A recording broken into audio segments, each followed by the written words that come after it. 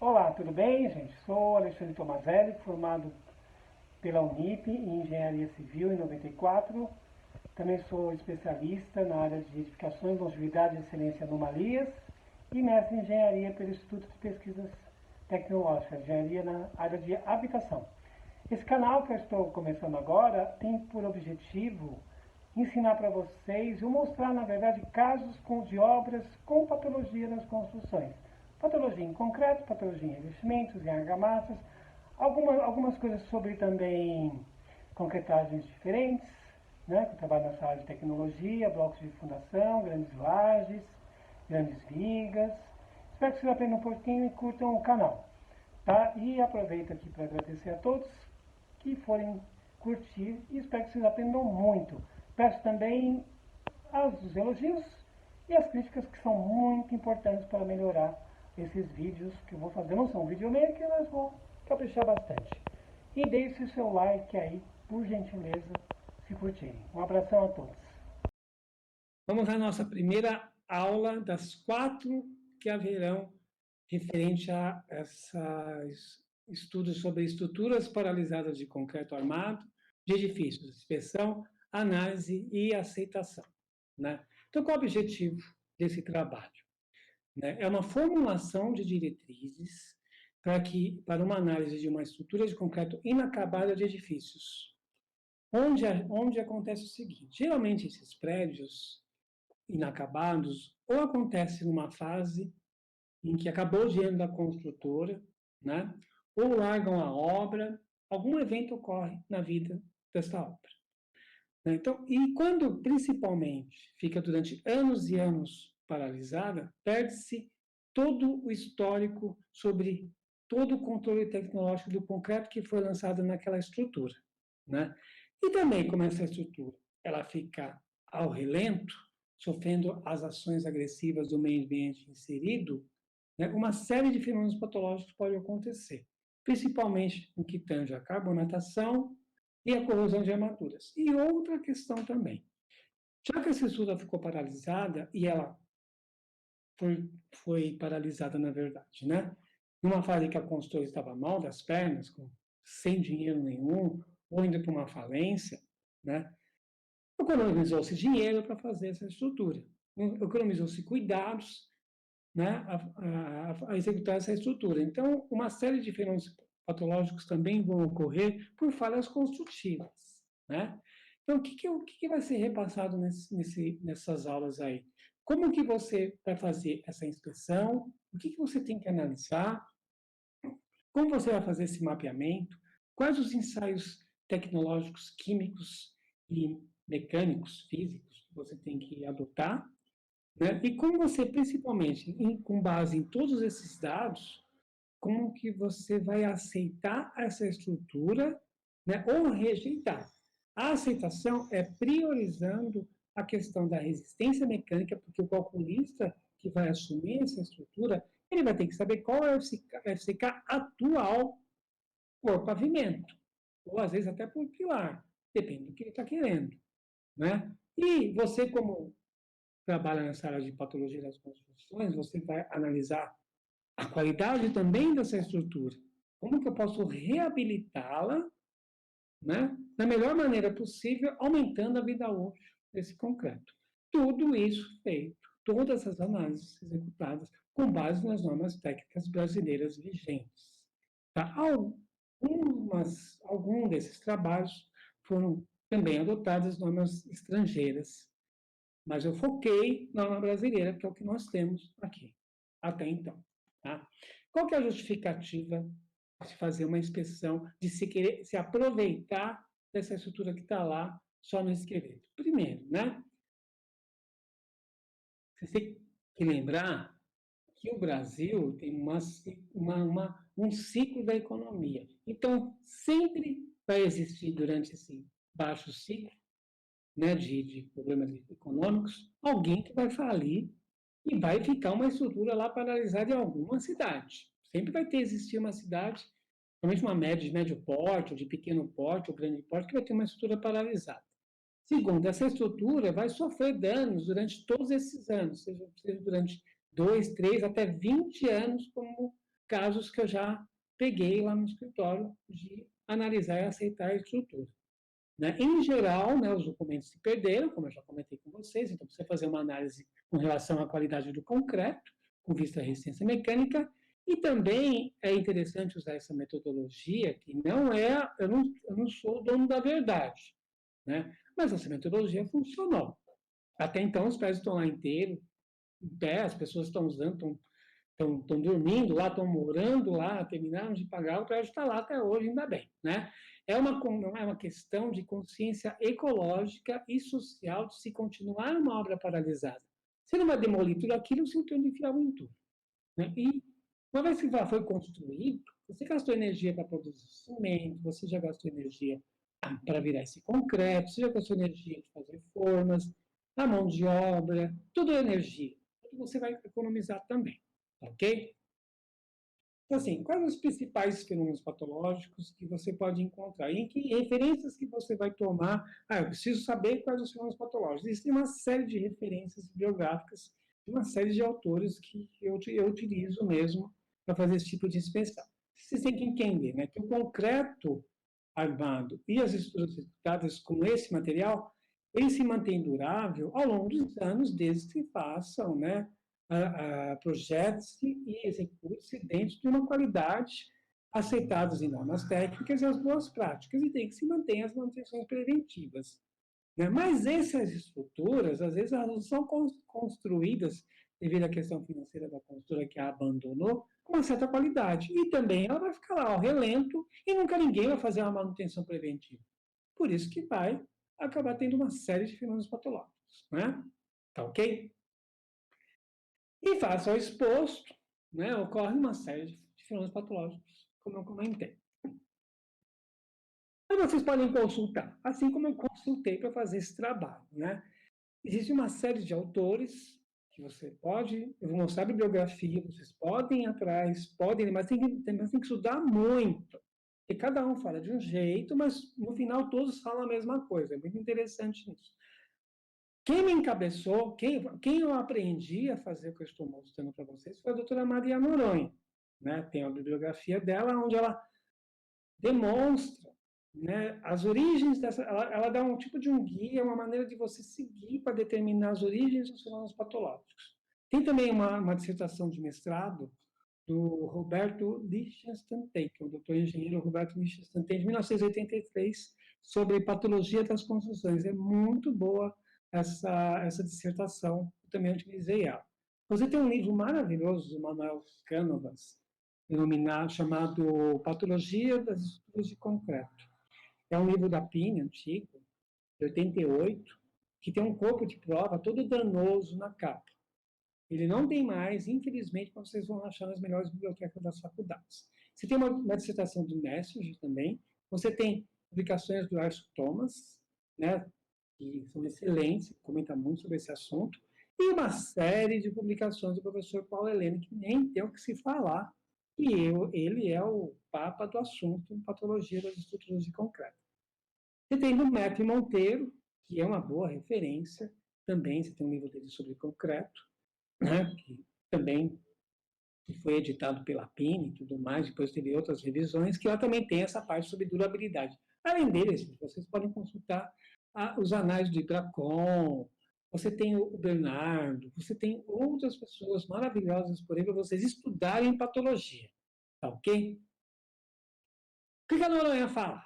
Né? Primeiro, ela fala que as falhas congênitas, que são aquelas do nascimento da estrutura, são decorrentes, né, da concepção do projeto estrutural ou a concepção do projeto arquitetônico ainda pode ser proveniente de erro ou engano de projeto. O que seria isso? O cara calculou com baixa armadura, teve grandes deformações, ou ele errou no dimensionamento de um pilar, você teve fissuras, né? E a observância das normas técnicas por parte dos executores e tecnologistas também. Outras causas que a Noronha falava são as adquiridas, são aquelas durante a Noronha falava que era durante a gestação da obra, né? No caso de uma construção, é o uso de materiais impróprios ou com características diferentes das especificadas no projeto. Se estava especificando FCK30, de repente o engenheiro foi lá, comprou a FCK30 da usina, mas tem um problema de resistência, né? É um material que veio que não está conforme o projeto. Tá? Adoção de métodos de execução e de equipamentos inadequados. Como seria método de execução? Você tem uma laje super comprida, você sabe que você tem que fazer concretagem em trechos, por causa das retrações totais, que é a retração plástica, hidráulica e autógena. Você concretou tudo de uma vez, você vai ter uma série de trincas de retração. E se você não tratar, vai ficar lá aquelas trincas, aquelas aberturas, que vão entrar agentes agressivos e vai ocasionar corrosão de armadura. E maior deformação das lajes, porque quanto mais trinca, cada trinca é uma rótula, isso aumenta a deformação lenta ao longo do tempo. Isso você vai encontrar também em obras paralisadas. E falhas adquiridas devido às condições de exposição, foi o que eu comentei antes. A estrutura lá, peladinha, sofrendo sol, chuva, vento, sedimento do mar e os cloretos, vai se deteriorar também. Tá? E não faz nenhum tipo de manutenção. Tem um quadro do Paulo Helene que eu não vou ler tudo isso daqui, mas ele fala, né, por exemplo, carbonatação, né, umidade entre 60% e 85% é imperceptível, né, redução do pH, né, você não, é imperceptível por quê? Porque você não enxerga a carbonatação, mas ela está lá, a frente de carbonatação está lá agindo, vai reduzir o pH, vai dar corrosão de armadura, e a corrosão vai dar fissura superficial por tensão de tração. Então, essa tabelinha do Paulo Helene com Andrade Medeiros, ele demonstra, tipo, conforme a patologia, né, as condições do ambiente e as consequências da estrutura. A maneira de você entender sobre os fenômenos patológicos, tá? Tem um organograma do Metro e Monteiro, como eu comentei no livro do concreto que eles têm, que é ações físicas de deterioração do concreto. Você tem os desgastes de estruturas, tem por abrasão, erosão, cavitação, você tem a fissuração, né, que pode ser devido a gradientes de temperatura, né, pressão de cristalização de sais nos poros, você tem a questão de sobrecarga, cargas cíclicas, ação de gelo e degelo, tá? A 6118 é bem interessante. Tem um item lá dentro que fala sobre mecanismos de envelhecimentos e deterioração das estruturas. Essa norma ela dá o tipo de uma sequência, assim, o que pode acontecer de fenômenos patológicos, né? Esse item aí, 6.3, mecanismos de envelhecimento e deterioração. Vamos falar o primeiro? O que diz o primeiro? Né? Seguinte, sobre mecanismos preponderantes de deterioração relativos ao concreto. Lixiviação, expansão por ação de águas e solos que contêm sulfatos, reação por álcool-agregados, né? E reações deletérias quando você tem agregados ferruginosos que vão expandir e alterar a superfície de um concreto aparente, dando escorrimento, manchas marrons, é isso que vai acontecer. Tá? Quando eu faço laudo, eu gosto muito de usar essa parte da norma para mostrar no laudo essa classificação conforme os fenômenos patológicos. Eu acho bem interessante fazer isso. Tá? Então, a lixiviação, expansão por sulfatos e ácidos, expansão por reações álcools agregados e reações deletérias. Uma coisinha, toda vez que você for fazer uma inspeção em estrutura paralisadas, é importante abrir as fundações. É muito importante, pelo menos se você tem lá 20 pilares, vão abrir umas 3 fundações ao longo da torre, para ver se pelo menos o que está lá de fundação, o tamanho, o dimensionamento, se foi feito conforme o projeto. E se não tem nenhum problema de reação com o agregado também, pelo menos visual. Tá? É importante isso. Outra coisa que a norma mostra, né? Os fenômenos, né, os mecanismos preponderantes de deterioração relativos a armaduras, que é por carbonatação e por teor de íons clorantes. Carbonatação, o que é carbonatação? Né? A frente do gás carbônico, alterando o pH, quando chega na armadura, né, reduz esse pH para menos de 9, rompe a película passivadora e começa a entrar em uma corrosão chamada generalizada. Tá? Aqui a formulação. E por cloreto, né? A ação do cloreto, ela não é generalizada, ela é pontual, vai chegando na armadura pontualmente e vai tendo uma corrosão chamada por pits, tá? Aqui, ó, uns pontinhos pretinhos aí são a corrosão por cloreto de uma estrutura lá de frente formar no Arujá, E o que mais que diz essa norma que é interessante para vocês acompanharem é os mecanismos de deterioração da estrutura propriamente dita. O que é isso? Não tem nada a ver com relação à massa de concreto e nem à armadura. É o comportamento da estrutura em serviço, seja por mutações térmicas, por impactos, ações cíclicas, ou do concreto por retração, na parte do plano da cura, fluência e relaxação. Tá? Essa figurinha do mapa é bem interessante, ela mostra fissuras, né? Está aqui, ó, contração térmica, cisalhamento, né? Retração plástica, retração por secagem de longo prazo. Né? É bem interessante essa figurinha do meta que tem tudo a ver com esse item 6.3.4. É uma forma de diretrizes que vocês podem adotar também. Tá? E tem uma publicação maravilhosa do Eduardo Thomas, que vocês podem conhecer pela internet, onde ele mostra uma série de tipologias e sintomatologias de fissura, né, por comportamento da estrutura em serviço. Então, tem mostrando fissuras por deformação, balanços em deformação, rupturas por recalque, é muito interessante. Acho que são 116 casos reais de fissura, onde ele mostra a anomalia, a fissura, as prováveis causas e como você pode até um procedimento de restabelecer aquela estrutura, tá?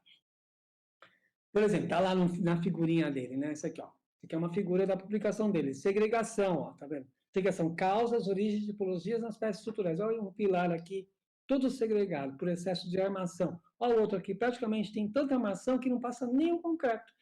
Essa foto aqui mais alongada, né? É um prédio lá em Curitiba. Então, isso aqui por exemplo, essa figurinha aqui que eu estou mostrando para vocês é como que está nessa publicação do Eduardo Thomas. É muito interessante e vale a pena vocês estudarem também, tá? Por exemplo, aqui, ó, esse prédio aqui é uma... Quem imagina, né? Você olha o revestimento, está inteiro. Quando a gente foi ver, toda uma segregação escondida. Né? Essa torre ela vai sofrer sérios reforços estruturais. Né? Essa aqui, você tem uma ideia, foi feito todo um projeto e já foi executado todo um escoramento que transfere as cargas de 2 pilares para os blocos de fundação. Está lá, isso aqui, só o projeto custou uma fortuna, mas essa obra vai ficar muito cara, porque são uma série de pilares que estão assim, tem o dó do condomínio e do síndico também. Né? Outra parte dessa norma, que ela comenta sobre as agressividades do meio ambiente. Então, vocês têm que entender, vai fazer essa vistoria, em que ambiente que se localiza. É de frente para o mar? É no interior? É no meio do mato? Então, eu vou mostrar uma caixa d'água aí. Ou é, por exemplo, em zona urbana? Vamos lá, vamos mostrar, por exemplo. O que diz ali? Né? A agressividade do meio ambiente está relacionada às ações físicas e químicas que atuam sobre as estruturas de concreto, independentes das ações mecânicas, das variações volumétricas de origem térmica, da retração hidráulica e outras previstas no dimensionamento de estruturas de concreto. Então, a agressividade do meio ambiente está relacionada às ações físicas e químicas. Por exemplo, olha aqui. Uma caixa d'água simplesinha que eles queriam saber se reaproveitava numa usina de álcool e açúcar, lá na região de Sertãozinho. Né? Aqui, abri uma janela de inspeção. Olha que interessante, essa caixa d'água ela tem 50 anos, ela é a caixa d'água da fazenda que existia antes de ter a usina.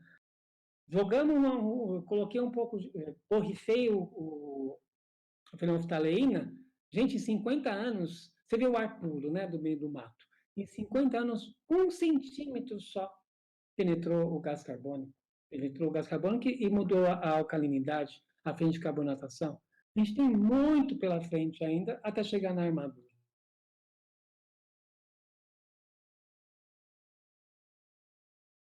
De carbono dos carros, né? Você tem a chuva ácida, olha que diferença, tá na zona urbana, então você tem que também prestar atenção com relação a isso. Esse prédio está onde? Está no bairro mais periférico? Está no bairro central? Tem muita diferença, né? Esse aqui, ó, de frente para o mar, então, é muito pior. Talvez a corrosão, além de ter com relação à frente de carbonatação, com certeza vai ter cloretos também. Aí você vai ter que analisar isso aí. Ou então uma indústria de álcool e açúcar. Quanto tempo usando essa estrutura? Olha como é que está. O álcool tem uma ação deletéria muito forte. Vou montar uma apresentação só desse caso dessa indústria para vocês verem bem mais lá para frente. Primeiro eu vou esperar eles terminarem a obra, tudo direitinho, aí eu posso publicar essa apresentação das inspeções que foram realizadas, tá? Também, né, você tem que... Por que eu falei para vocês olharem o solo, abrir? Depende de você ver umas fissuras, que pode ser sulfato, você tem que tirar umas amostras de solo e ver se não tem nenhum tipo de contaminação. E, de repente, uma indústria que você está analisando, por exemplo, peguei um caso de uma indústria lá em Ribeirão Preto também, que era...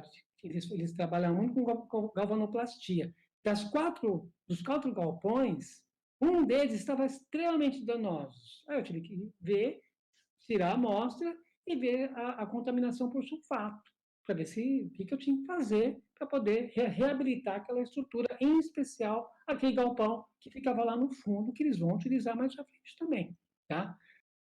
Olha o que eu falei da fundação, tá vendo? Você tem que abrir uma fundação e ver se não teve, principalmente em São Paulo, gente. Em São Paulo é o seguinte, vocês sabem que a cada 500 metros tem um córrego que virou uma vala de esgoto, né? E tem sulfatos, esses córregos hoje tem todo tipo de contaminante. Então, o lençol freático está contaminado. Se você tem um prédio que, de repente, está a 150 metros desse córrego, você tem que abrir mesmo a fundação para ver se não tem sulfato. E vai que esse prédio foi construído, por exemplo, numa região onde existe uma indústria química. Tem uma situação que eu peguei de uma obra dessa, onde era uma fábrica de baterias, e o solo estava extremamente contaminado. A gente abriu as fundações, só de abrir e chegar no lençol freático, já sentia o cheiro daquele sulfato. Era muito forte, só que quem construiu na época tomou cuidado de pegar as estacas e pintar com epóxi alcatrão de Uhlen. Então, as estacas e o bloco estavam protegidos. Tá? Por isso que é importante aí. E estações de tratamento de esgotos, caso você pegue uma estação para fazer uma verificação. Uma vez eu peguei, há muito tempo atrás, a antiga fábrica do Bob's, lá no Recreio dos Bandeirantes, no Rio de Janeiro. Eu entrei dentro daqueles tanques, né, montaram um balancinho para eu ir lá embaixo sair e fazer a estação de copo de provas para poder fazer uma análise daquela estrutura antes de fazer a recuperação. A indústria aqui, ó. Aqui os tanques, ok? Outra coisa que você vai achar também nessas obras é a formação do gel da proliferação de micro-organismos. O prédio está lá, os últimos andares vai estar, às vezes, tudo preto. Você tem que solicitar a quem está lhe contratando fazer uma lavagem na estrutura. Senão você não vai chegar a fissuras, não vai chegar a trinco, não vai chegar nem corrosão. Nada, porque o acúmulo que dá sobre essas estruturas ao longo do tempo, chamado crosta negra, cria uma camada gelatinosa que vai te impedir de você conseguir enxergar alguma coisa. Então, antes de fazer a inspeção, você tem que solicitar para a construtora que está lhe contratando para fazer uma limpeza dessa estrutura, para você conseguir fazer a inspeção mais adequada. Tá? E tem mais, tem que verificar prumos, verificação de excentricidade de pilar, flechas, determinação dos níveis das lajes, confrontação para confrontar com os deslocamentos que estão no quadro 10 da norma 6118 de 2014. Então, nas inspeções de campo, devem ser verificadas as condições dos aspectos geométricos das estruturas de concreto armado, que podem resultar em outras anomalias, por exemplo. Se um pilar está desaprumado, vai dar flexo-compressão. Se eu tenho uma laje muito deformada, né, eu tenho que fazer um reforço dessa laje. Não, com o tempo, com as paredes em cima, ela vai deformar mais ainda e vai afetar as alvenarias. Né? Você tem que fazer uma verificação da fissuração da estrutura. E se não tem nenhum elemento que está rompido? Às vezes você vai fazer inspeção no subsolo desses prédios, tem uma série de consoles. Né? Sempre vai ter um que está rompido. Sempre alguém esqueceu de colocar um aparelho de apoio, ou na hora de completar, o aparelho de apoio ficou embutido. Tá? Você tem que verificar se a ruptura, se tem algum consolo rompido. Aliás, console é o nome certo. Né? Aqui, ó, o que eu comentei com vocês. Isso aqui é uma figurinha, tá vendo? O pilar desaprumado. É a situação que está aqui, ó. Esse pilar está só obra em Curitiba. Olha o desalinhamento. E essa aqui, ó. essa situação esdrúxula, né? Imagina, isso aqui os caras erraram mesmo, mas foi feito um reforço, tá? Vamos lá, aqui ó, há um pilar desaprumado no subsolo de um prédio que foi abandonado também em uma outra obra em Curitiba de uma construtora muito boa que assumiu esse prédio, né? Porque a outra, Deus me livre, ela abandonou, largou. A gente fez todo uma inspeção, olha a situação que estava desaprumo, tá? E esse aqui, então, olha, cada andar um desnível diferente, você tem que bater o prumo e passar para o calculista. Vai que ele pede que tem que reforçar para relação à flexocompressão. É importante isso. Então, você chama um topógrafo, você vai contratar um topógrafo que vai fazer essa verificação para você, ou descer uma linha de prumo também. Tá? Olha essa laje aqui, totalmente deformada. Né? E ainda fissurada. Você tem que medir, você tem que pedir para o topógrafo fazer isso, para vocês passarem para o calculista. Né? Essa aqui, ó, também, tá? Além de tá totalmente deformada, ainda no plano vertical, ela tá. A forma abriu, né, na verdade. É isso que aconteceu. Né? E essa aqui, ó, a laje deformada também, tá vendo? Bem na junta de dilatação. Esse caso aí foi porque esqueceram de fazer uma viga, sabe? Estava no projeto, mas não fizeram. Aí, a hora que desformou, aconteceu isso. Né? Teve que fazer reforço com viga metálica. Tá. Diante desses dados que vocês vão ter sobre desaprumo de pilares, deformação linear da laje e tudo mais, você tem que olhar na norma se está dentro dos limites. Faz uma tabelinha da topografia que você bateu, né, e vai verificar e passa para o calculista o que ele acha, ele que vai determinar se faz ou não faz reforço, tá bom?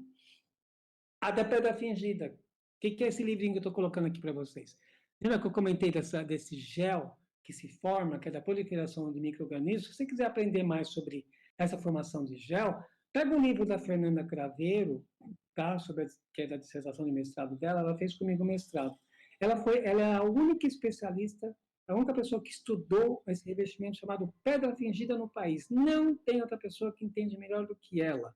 E ela é uma pessoa super gente fina. Vocês vão gostar, e ela é super didática, e ela dá aula lá na Unip. Uma pessoa maravilhosa. Tá. Olha outra coisa aqui, ó. Abre um pilar, e se você não fizer uma inspeção, aqui, coincidentemente, esse pilar, olha que a gente foi abrir, descobrimos que estava fora o bloco de fundação, o bloco não. O tubulão está de um lado e o pilar está fora do eixo do tubulão. Por isso que é importante nessas obras vocês também abrirem algumas fundações. Né? E consultor tem dedo podre. Né? Você manda abrir geralmente ali, e ali que você vai acabar achando. Parece que tem um anjo santo que te dá essas diretrizes onde você tem que abrir na hora e te ajuda. Você tem que ter muita fé nessa hora quando você vai encarar um prédio como esse. Tá ok? Por que eu estou falando isso? Estou falando porque tudo que eu comentei detalhadamente está no livro chamado Estruturas Paralisadas de Concreto Armados de Edifícios. Né? Inspeção, análise e aceitação, que é do livro que eu fiz, referente à minha dissertação. Vai lá na Amazon e compre, tá?